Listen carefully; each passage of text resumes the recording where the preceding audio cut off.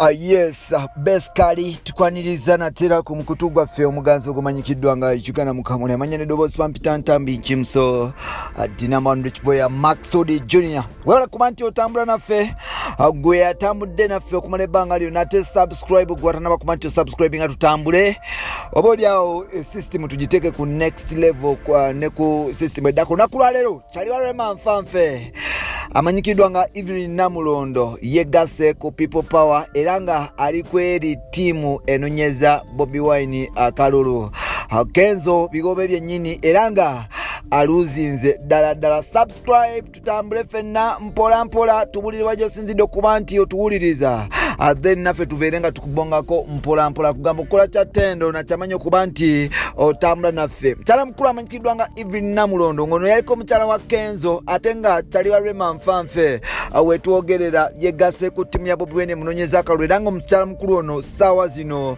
ali ku ttiimu yes batandise okuba nti batalaga okunonyeza Bobi Wine Akalulu. Ono nno omukyala Kenzo yagezaako okuba nti amukonvinsika okuba nti avaayo obooli awo yegatte ku bibiina ebirala n'ekiri mu biyinza ekya NRM nabwe kityo mpola mpola omukyala ono yaganye nagenda mu maaso okuba nti anonyeza Bobi Wine Akalulu agamba 2021 Bobi Wine should be the president of Uganda. Simanyi gwe kyokirowooza 2021 ani president wa Uganda gwosuubira okuba nti afuga ensi ate ani gwosuubira okuba nti agenda mu maaso n'okuba nti awangula Akalulu. Nno obululu tebutwawula tusigale nga tuli bakaka mu mpola mpola bampita ntambi kimso producer sokolete tulabe Evelyn Namulondo Atandise Rema nga anonyeza his excellence the ghetto gladiator Akalulu then tukomeo mpola mpola.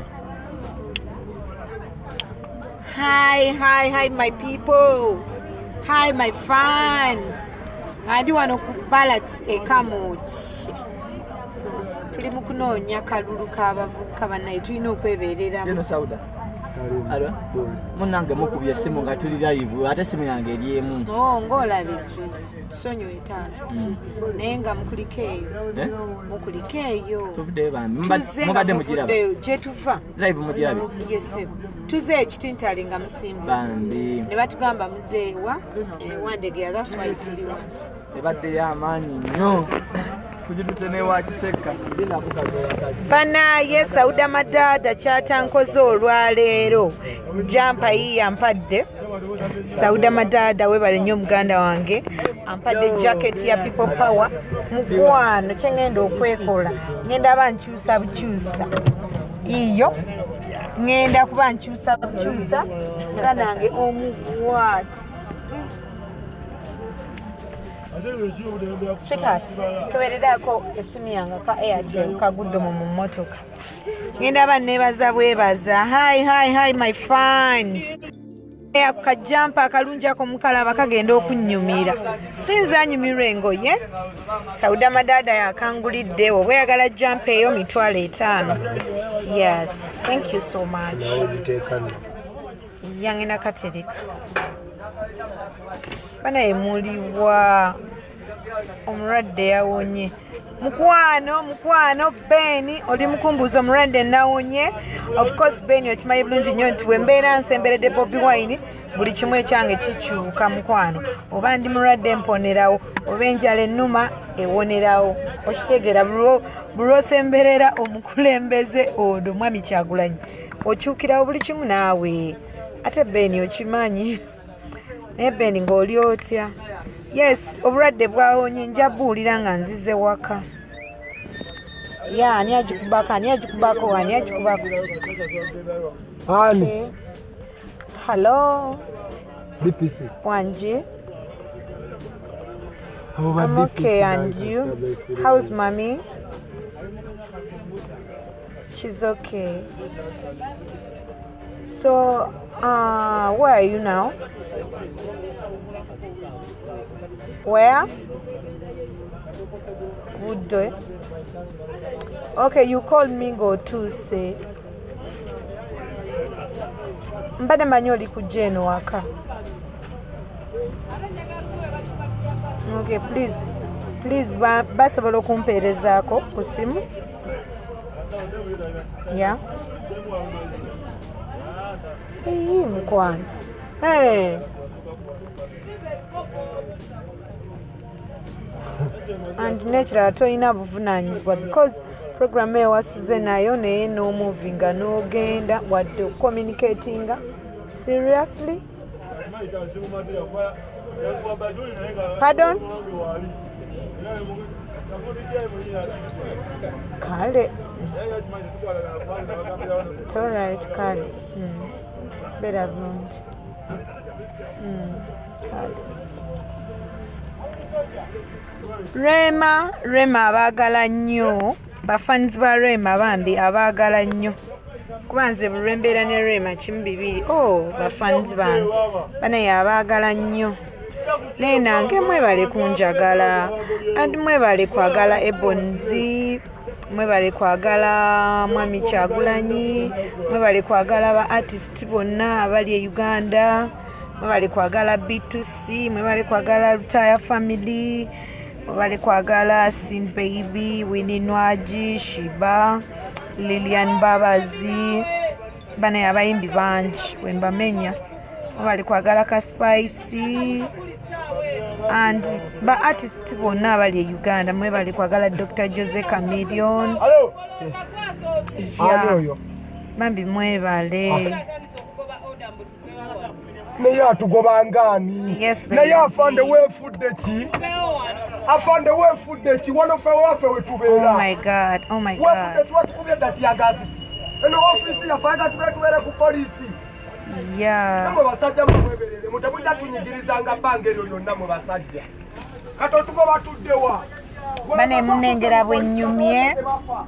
Ngani wano ku Balaxi ekamucha munengera benyumye and ne mukwano gwange ono yangulidde jumper gyembalabye koze face bagamba batya bafans bange babuzeeko banensi mugamba mutya mwenna abali ku pejja Namulondo Evelyn tusibe mu field kulikayo mu field nvuddeyo hani obulambugamba bulungi banenzo ndabiridde jumper gyembalaze omukyalo ono yagingulidde ejacket gyembalaze omukyalo ono bannange oba oyagala okunyuma nga nze Namulondo bwe ngenda okunyuma yes wekwate kusawuda madada yes mumulabye mukwano gwange Tugenda kubasimba. yes Tugenda kubasimba. Batandika okubikuba. Otatuba mitwalo asatu kujomanyire cyane mwana babaye batumanyira nnyo. Tugenda kubasimba. Tujja kubasimba budde bwatuuse mulina amazzi. Can you tell Rema to do some live? Oh, bane namakula abagala nnyo we mutali tabaawo mwebale kumuwagira.